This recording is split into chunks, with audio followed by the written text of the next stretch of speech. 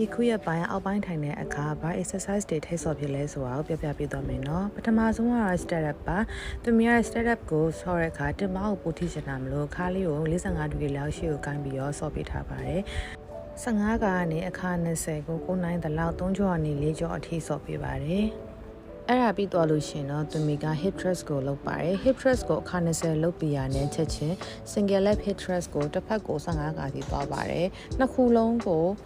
တလဲစီသွားပြရပါနှစ်ခုလုံးပြီးမှတကြောဖြစ်မှာပါအဲ့လိုမျိုးကိုတော့